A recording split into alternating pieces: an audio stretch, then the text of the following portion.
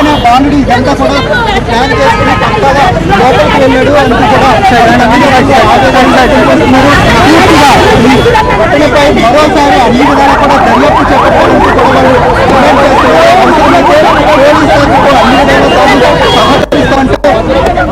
Police శాఖకు అందరూ సహకరిస్తామంటూ వాళ్ళు అయితే చెప్తున్నారు. ప్రస్తుతం వాళ్ళ అమ్మగారు మాట్లాడుతున్నారు. మనం మాట్లాడే మరో రోడ్డుకి అన్ని వైపులో కూడా కూర్చోండి.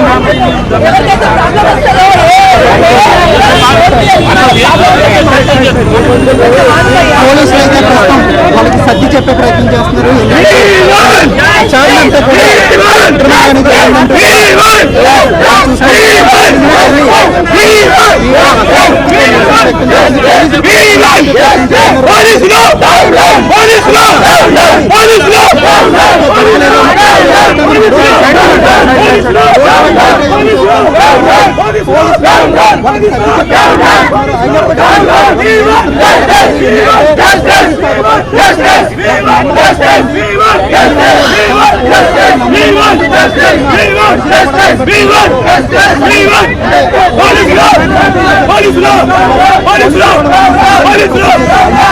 వాళ్ళు మళ్ళీ తిరిగి రోడ్డు మీద కూర్చున్నారు. వాళ్ళు నిరసన అయితే తెలియజేస్తున్నారు.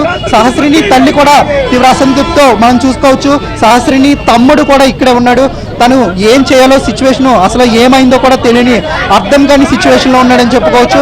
మరోవైపు సహస్రిని తండ్రి అందరూ కూడా ఇక్కడే ఉన్నారు. తమకు న్యాయం జరిగే వరకు ఇక్కడి నుంచి ఖచ్చితంగా కదలము అంటూ కూడా వాళ్ళు చెప్తున్నారు. ప్రస్తుతం పోలీసులు వాళ్ళకి సర్ది చెప్పే ప్రయత్నం చేస్తున్నారు. ఎస్, బాధితులు కూడా మాట్లాడుతూ ఉన్నారు. తమకు న్యాయం జరిగితేనే ఖచ్చితంగా మేము ఇక్కడి నుంచి వెళ్తామో, అసలైన దోషిని ఎందుకు పంపిస్తున్నారు, కేవలం బ్యాట్ కోసం వస్తే ఇంత ఘటన ఎందుకు పాల్పడతాడో, హత్య ఎందుకు చేస్తాడని వాళ్ళైతే ప్రస్తుతం అడుగుతున్నారు, క్వశ్చన్ చేస్తున్నారు.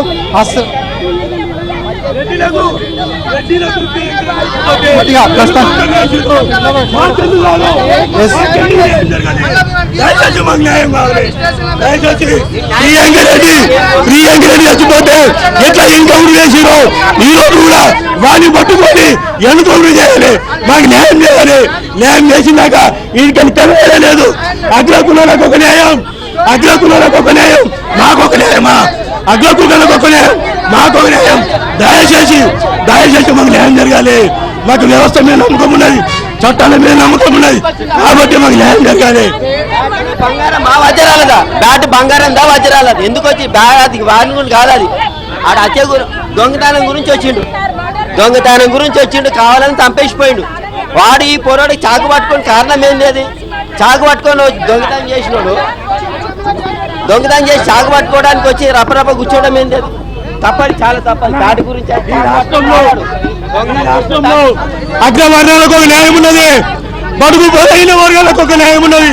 మేము పేదలం, మేము దళితులం, కాబట్టి పోలీసు వ్యవస్థ కేసు మీరు వస్తున్నది. దయచేసి మాకు న్యాయం జరగాలి. న్యాయం జరిగేంత వరకు మేము పోయేదే లేదు. దయచేసి చిన్న చూపు చూస్తారు. దాన్ని మాకు న్యాయం జరగాలి. మా సాక్షిని ఎట్లా చంపిరో వాడిని కూడా అట్లనే చంపాలి. వాడు కూడా నరకంతో చనిపోవాలి. అంతే, చంపాలని పోయిండు, బ్యాట్ కోసం చంపాలని పోయిండు, చంపేసిండు. నరకం అనుభవించినామే, చిటి తల్లి నరకం అనుభవించింది, వాడు కూడా అట్లనే అనుభవించాలి. చెప్పడానికి ఏం లేదు సార్, చెప్పడానికి ఏం లేదు.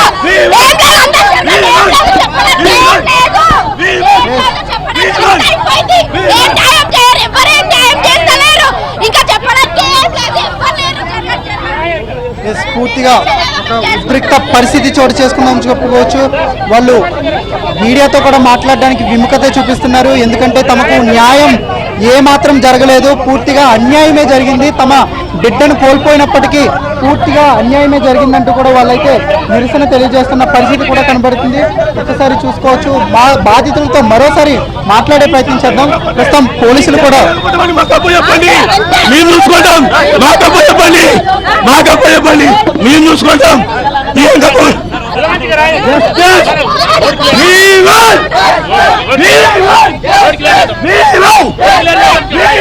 పోలీసులు కూడా వాళ్ళకి సర్ది చెప్పే ప్రయత్నం చేస్తున్నారు. వాళ్ళని శాంతియుతంగా చర్చలు జరుపుతాము, ఖచ్చితంగా న్యాయం చేస్తామంటూ వాళ్ళకైతే చెప్పే ప్రయత్నం చేస్తున్నారు. అయినప్పటికీ వాళ్ళు ఏమాత్రం తమకు పోలీసు వ్యవస్థపై ఏమాత్రం నమ్మకం లేదంటూ వాళ్ళు అయితే చెప్తూ ఉన్నారు. ప్రస్తుతం నిశ్శబ్దంగా పూర్తిగా వాళ్ళ యొక్క ఆవేదనను వ్యక్తం చేస్తున్న పరిస్థితి కనబడుతుంది. మరోవైపు పోలీసులు కూడా వాళ్ళకి సర్ది చెప్పే ప్రయత్నం చేస్తున్నారు. ఎందుకు ఖచ్చితంగా న్యాయం చేస్తాము, మరోసారి రీ ఎంక్వైరీ కూడా సిద్ధంగా ఉన్నాము, అయితే రోడ్డు మీద ఇలా ధర్నా నిర్వహించవద్దు, కామన్ పీపుల్కి ఇబ్బంది కలుగుతుంది కాబట్టి ఖచ్చితంగా మీరు అర్థం చేసుకోవాలంటే కూడా వాళ్ళకి తెలిపే ప్రయత్నం చేస్తున్నారు. అయితే బాధితులు మాత్రం ఏమాత్రం వాళ్ళు పూర్తిగా నిరసన విరమించడానికైతే అనాసక్తి చూపుతున్నారు. ఎందుకంటే తాము 5 రోజుల నుంచి గత ఈ ఇన్సిడెంట్ జరిగిన కాడి నుంచి అప్పటి నుంచి న్యాయం జరుగుతుందని అన్ని విధాలా వేచి చూసాము. అయితే చాలా సింపుల్ గా పోలీసులు మాత్రం కేవలం ఒకే ఒక్క వ్యక్తిని అరెస్ట్ చేశారు. అది కూడా ఒక చిన్న మైనర్ బాలుడిని అరెస్ట్ చేశారు. ఎందుకంటే ఆ మైనర్ బాలుడికి కేవలం 3 కానీ లేదంటే 4 ఏళ్ళు మాత్రమే జైలు శిక్ష పడుతుంది. ఆ తర్వాత యథావిధిగా బయటకు వచ్చేస్తాడు. వాళ్ళ తల్లిదండ్రులు మాత్రం ఈ కేసు నుంచి బయటకు రారు కాబట్టి వాళ్ళ తల్లిదండ్రులను తప్పించే ప్రయత్నం చేశారని కూడా పోలీసులు అయితే నిరసన వ్యక్తం చేస్తున్న పరిస్థితి కూడా కనబడుతుంది. ప్రస్తుతం బాలుడు సహస్రిని తమ్ముడితో మాట్లాడే ప్రయత్నం చేద్దాం. తమ్ముడు చెప్పమ్మా, ఎందుకమ్మా రోడ్డు మీద వచ్చారు? ఎందుకు రోడ్డు మీదకి వచ్చావు? ఏమైంది?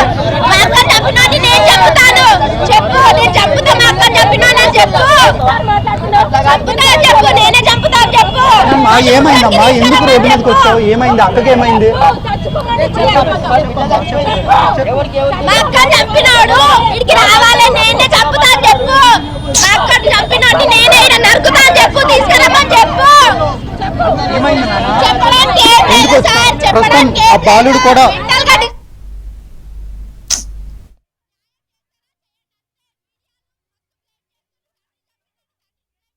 ఎందుకు జరగట్లేదు?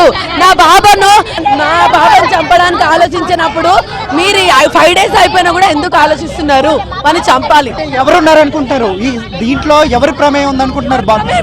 సార్ ఆల్రెడీ ఒప్పుకున్నాడు కదా అబ్బాయి నేనే పొడిచానని. వాళ్ళు ఎందుకు ఉంచుతున్నారు? మళ్ళీ ఎవరున్నారు అంటే ఏంటి? మా శాసనకు న్యాయం జరగాలి సార్. వాడిని చంపేయాలి, ఈయన నరుకుతారా? ఈయన నరకండి, వాడిని చంపేయాలి. అందుకే మేము రోడ్డు మీదకి వచ్చినాము. వాడిని మాకు చూపించింది అక్కడికి వెళ్ళి కదలము. ఇంకా అంతమందిని కూడా వస్తారు. కోర్టు పరంగా శిక్ష వేస్తారు కదా బాలుడికి. ఆ బాలుడికి శిక్ష వేస్తాము, మేమే వేస్తామా? పోలీసులకు శాత కాదా? పోలీసులు ఉన్నారు, న్యాయం జరగాలనే కదా సార్. పోలీసులు ఎన్కౌంటర్ చేస్తారా? చేయమనుండి మేము ఒప్పుకుంటాము. ఎన్కౌంటర్ చేసి ఉంటారా? లేదంటే మా కండ్ల ముంగట వాడు చచ్చిపోయినా నేను శవం పడేయండి, వాళ్ళు చంపేసి మాకేదో శవం పడేయండి, చచ్చిపోయినా అని మేము వెళ్ళిపోకపోతే ఇక్కడ ఛానల్ ముక్కు రాస్తా.